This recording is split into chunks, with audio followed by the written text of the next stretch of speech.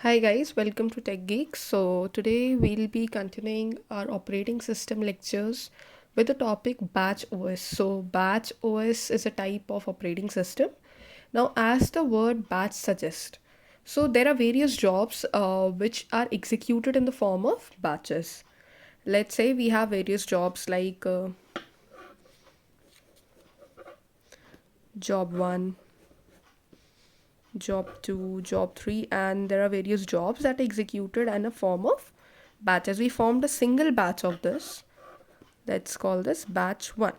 Okay.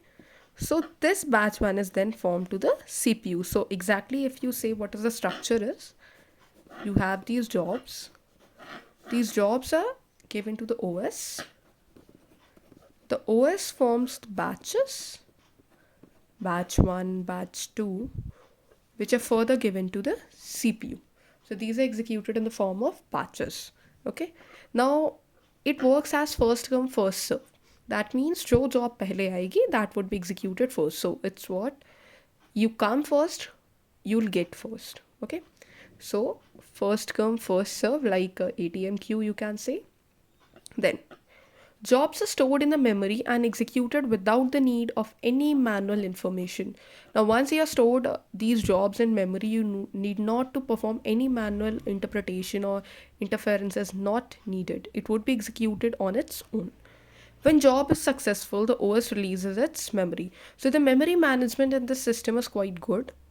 That is why we can say the processing is also improved. Okay. Now, what are the advantages of the system? The advantage is CPU utilization is improved because various jobs are performed in one go in the form of batches, so it is improved. Now, large jobs are easily managed.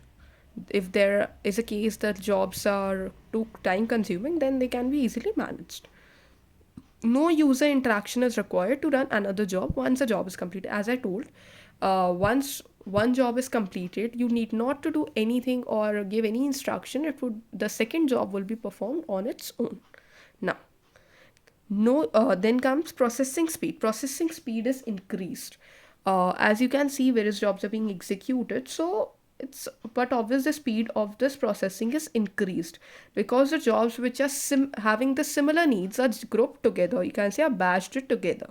So in that case the speed would be increased. Okay.